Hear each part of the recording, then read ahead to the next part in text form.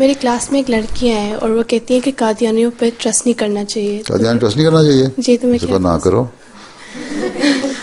क्यों? उससे कहो तुम्हारे पे करना चाहिए। नहीं, क्योंकि वो बहुत बातें करती है ना कि नहीं, गैरंदी है जी। अच्छा, कहो क्या कसूर किया कादियानी ने? पूछा नहीं तुमने? नहीं, कहती है कि बस ट्रस्ट नहीं करना चाहिए। अच्छा भाई, ये तो कोई दलील नहीं है ना किस बात पे नहीं करना चाहिए। हैं कहो, अगर तो तुमने कोई उससे कोई वादा किया और तुमने पूरा नहीं किया तो फिर तो वो ठीक कहती है।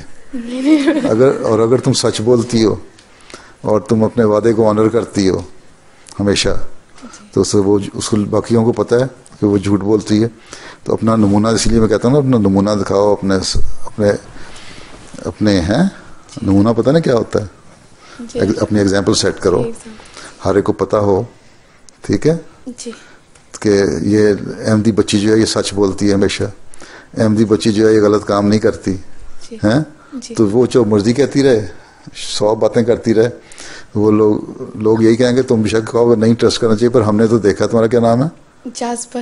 जाज़बा? जाज़बा हैं? जाज़बा। जाज़बा जी, यही तो मैं कह रहा हूँ। जी जी सॉरी। जाज़बा को हमने तो देखा है, हमेशा सच बोलती है, हमेशा अच्छे काम करती है और हमेशा अपने वादों को ऑनर कर रही होती है हैं। तो फिर हम किस तरह कहें कि तुम सच कहती हो? तो लोग इसलिए हज़रत मसीह ने फरमाया कि अपने नमूने दिखाओ। तुम्हारा नमूना अच्छा होगा तो लोग झूठ बोलते बोलते आप ही मर जाएंगे, कुछ भी नहीं होगा, ठीक है।